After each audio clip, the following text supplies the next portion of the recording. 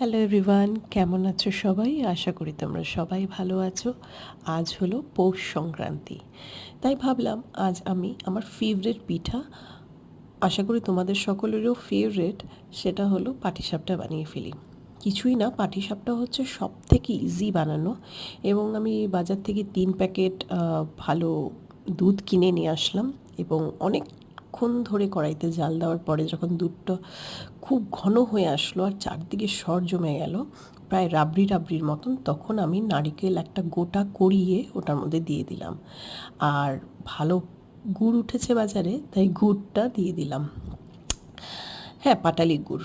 এত সুন্দর সেন্ট বের হলো, আর খুব করে জাল দিলাম। আর যখন দুধটা খুব ঘন হয়ে গেল আর ক্ষীরটা ঘন হয়ে গেল, তারপরে সেট হওয়ার জন্য বন্ধ করে একটা থালার মধ্যে ঢেলে দিলাম।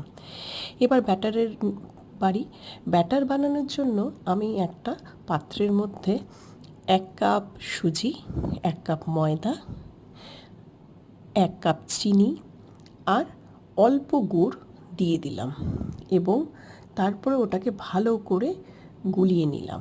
আর হ্যাঁ, তারপরে দিলাম 1 কাপ মাস্ট আতপ চালের গুঁড়ো, মিশিয়ে ব্যাটারটাকে আধা ঘন্টা রেস্টে রেখে দিলাম। তারপর একটা ফ্রাইং প্যান নিয়ে ওটার মধ্যে অল্প ঘি আর অল্প সাদা তেল মিশিয়ে সেই বেগুনের ডগা দিয়ে আমি একটু বুলিয়ে নিলাম ফ্রাইং প্যানটার মধ্যে, আর ব্যাটারটা ঢেলে দিলাম, ঠিক যেমন ভিডিওতে দেখছো। অনেকে পিঠে খুব একটা কড়া পছন্দ করে না, আর তাই সাদা সাদা হয়। আমার একটু কড়া পছন্দ, তাই আমি একটু বেশি ফ্রাই করে খাই। দেখো কেমন হয়েছে। অনেক কটা পিঠে বানালাম, আর বাড়ির সবাই খুব সুন্দরভাবে খেয়েছে। তোমাদের কেমন লাগলো ভিডিওটা অবশ্যই জানাতে ভুলবে না।